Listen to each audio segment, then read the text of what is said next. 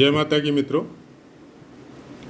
आज बात करते हैं पूर्वा फाल्गुनी नक्षत्र में अगर बुद्ध देव विराजमान हो तो कैसे फल प्राप्त होते हैं। प्रथम चरण सौभाग्य में वृद्धि, धनी और पारिवारिक जीवन भी सुखमय होता है। दूसरा चरण तर्क शक्ति में बहुत वृद्धि करता है,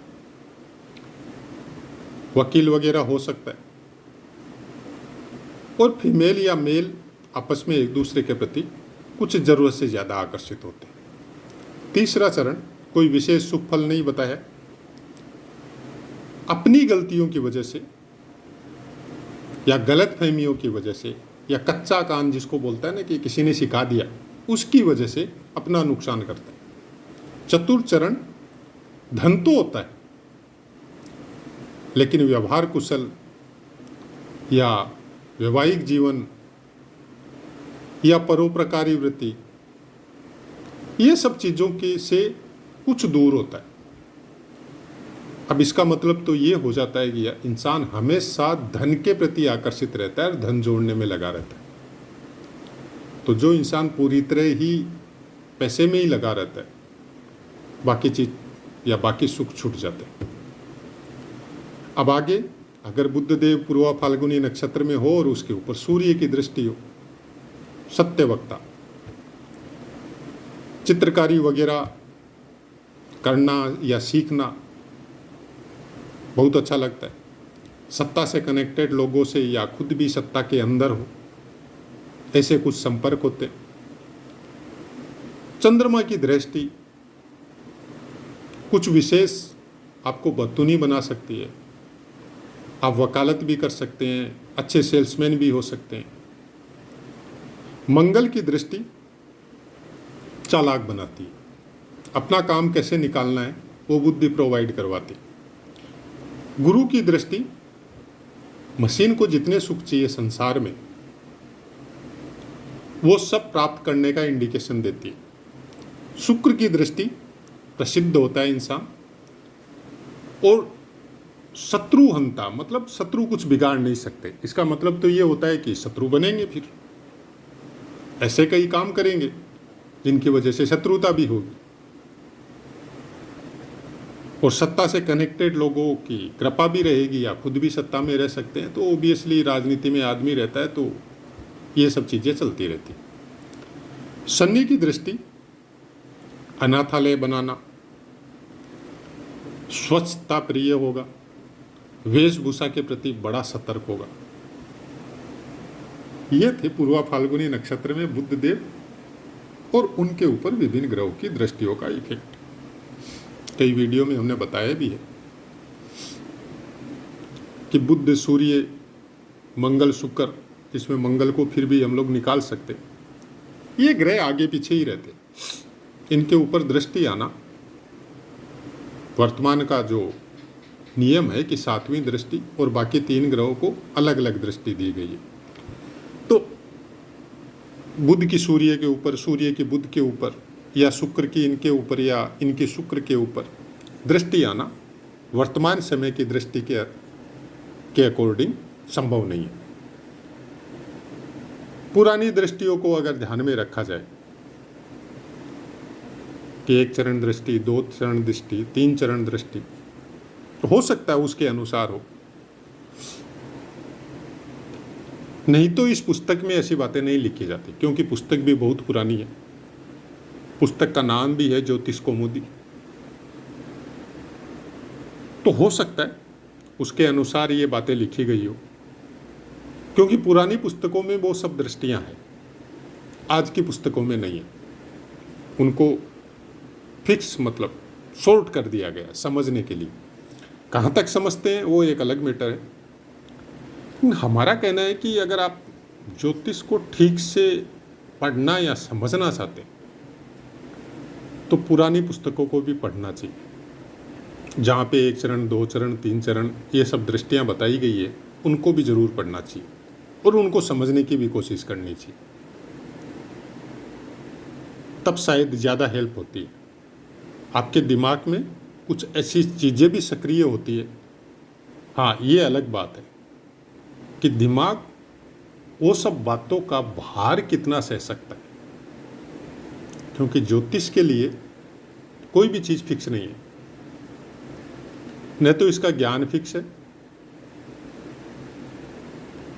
न इसको देख के आप एक बार कोई फलादेश कर दिया और सेम वही फलादेश आप 10 दिन बाद भी वैसा ही करेंगे, वो फिक्स नहीं है।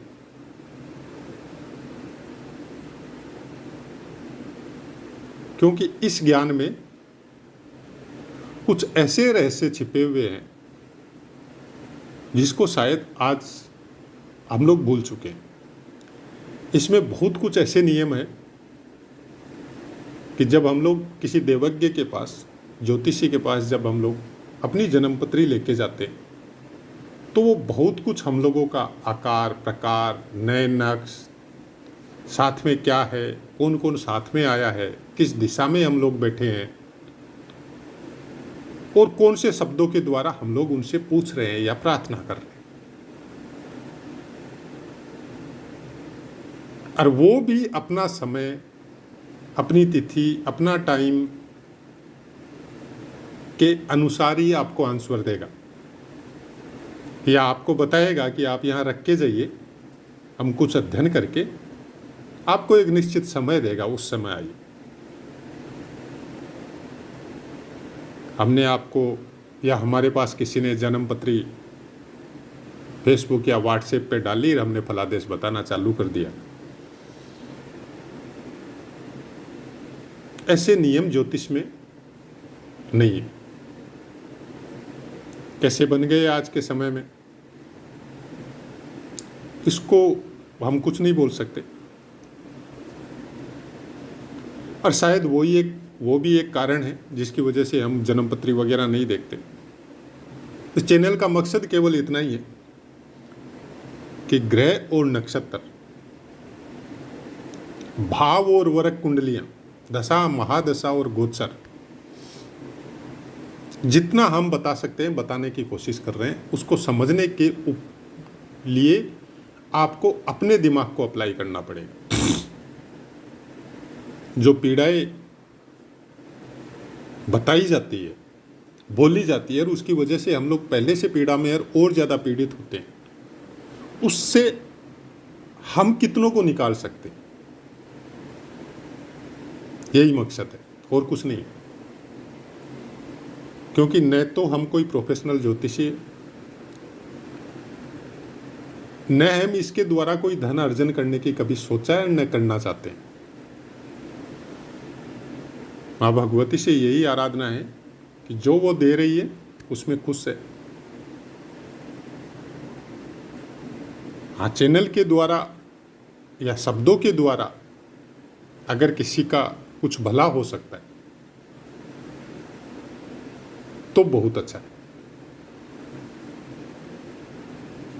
और जन्मपत्री दिखाने के लिए बार बार हम लोग इधर उधर डोलते रहते हैं, कुछ जानने की कोशिश करते हैं, कुछ पूछने की कोशिश करते हैं। जितना समय आप इसमें बर्बाद करते हैं, उतने समय के लिए आप अपने इष्ट का ध्यान डेली 10 मिनट भी करना चालू कर दीजिए।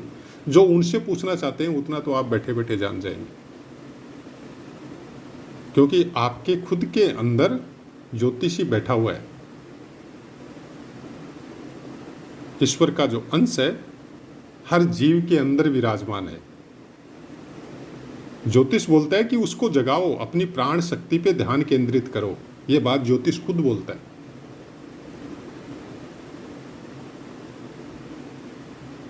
आपके नक्षत्र हो, आपके ग्रह हो,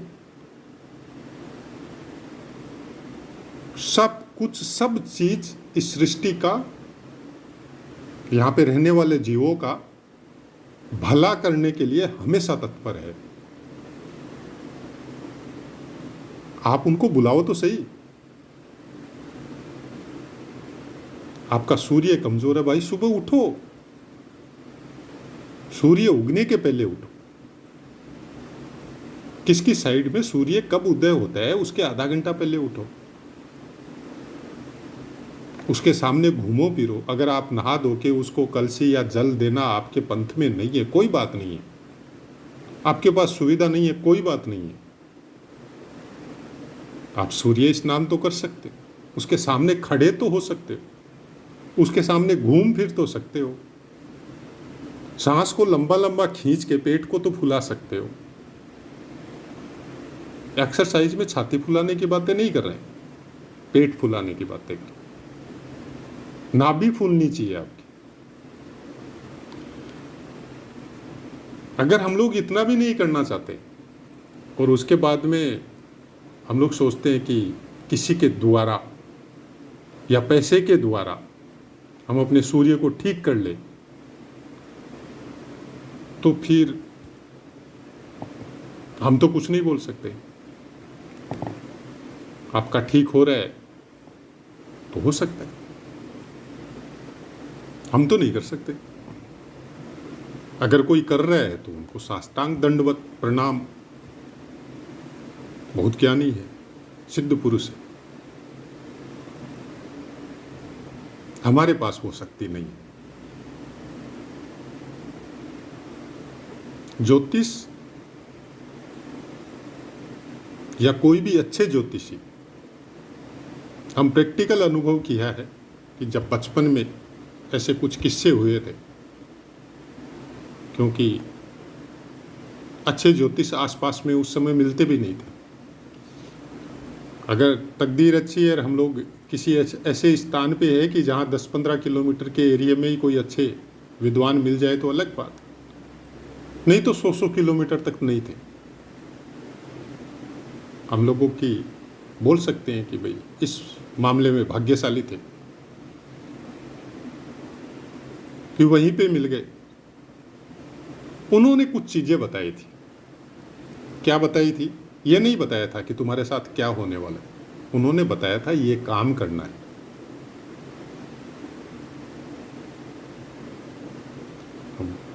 बच्चा बुद्धि या बैल बुद्धि समझ लो आप,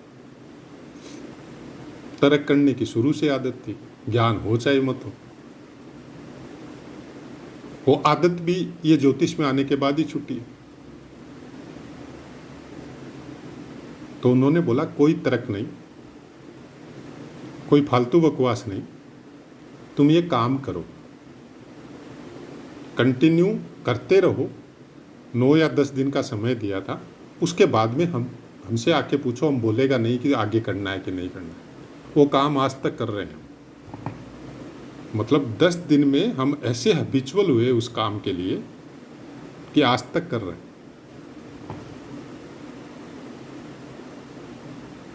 वो पुण्यात्मा, या बोल सकते हैं गुरुदेव, ईश्वर के पास चले गए, लेकिन हमारा बहुत कुछ अच्छा करके चले गए।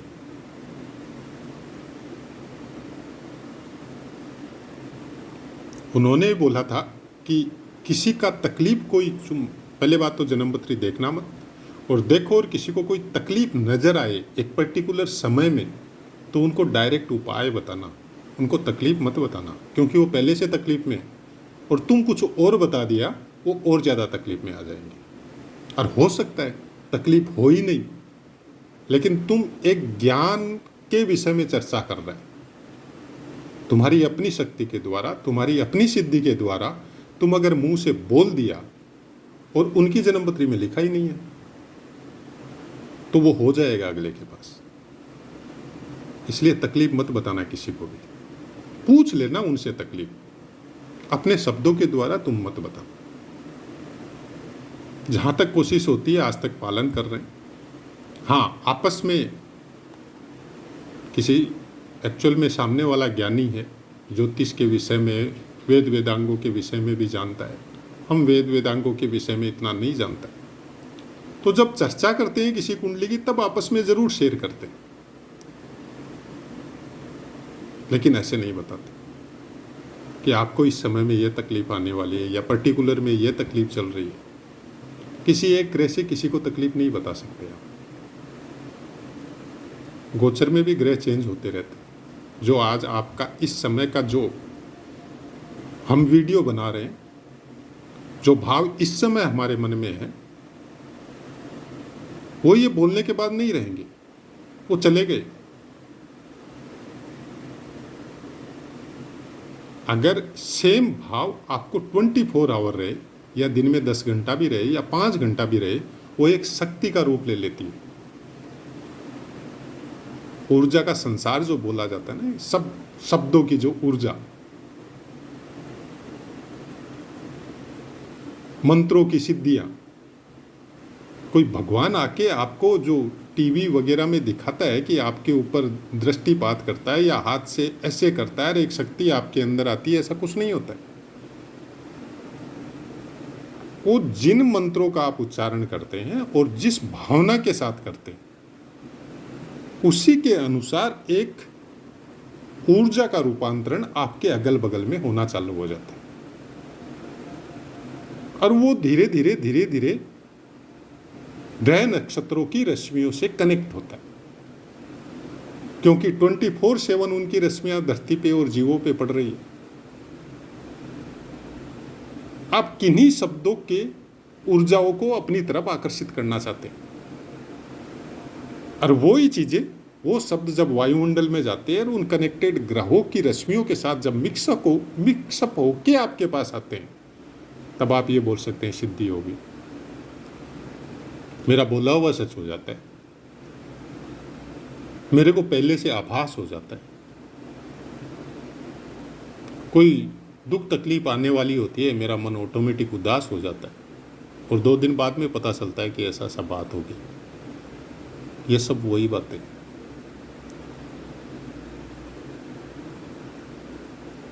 ज्योतिष के साथ या ज्योतिषी के साथ या ज्योतिष सब्जेक्ट का जो अध्ययन कर रहे हैं उनके साथ 80% ऐसे केस होते हैं, 80%। अब बशर्ते आप ज्योतिष को किस तरह से देख रहे हैं, केवल व्यापार करने के लिए पढ़ रहे हैं, तो उसके लिए आपको लच्छेदार बातें आनी पड़ेगी। सामने वाले को आकर्षित करने के लिए आप क्या क्या उद्योग कर रहे हैं, किस तरह का अपना ऑफिस का डेकोरेशन और अपने शरीर या चेहरे का डेकोरेशन बना रहे हैं, वो एक अलग मैटर है। फिर वो आपके लिए प्रोडक्ट हो गया, ज्योतिष नहीं। वर्तमान समय में शायद भरमार है।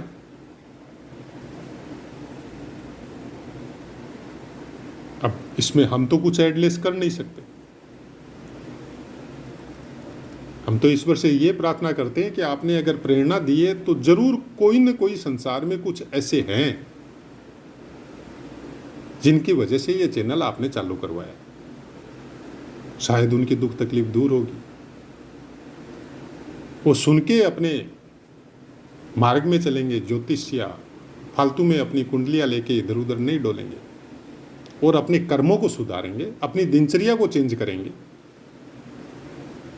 सुबह जल्दी उठेंगे, सूर्य के सामने रहेंगे, आपके ऑटोमेटिक आपके शरीर में जो सूर्य की जो विटामिन डी की जो प्रॉब्लम आ गई, जिसकी वजह से आपके नसों में भी प्रॉब्लम होने लग गई, आपके दिमाग में भी प्रॉब्लम होने लग गई, वो ऑटोमेटिक ठीक होंगी, और उसके बाद में धीरे धीरे बाकी चीज़ें ऑटोमेटिक ठीक होना चालू हो जाएंगी।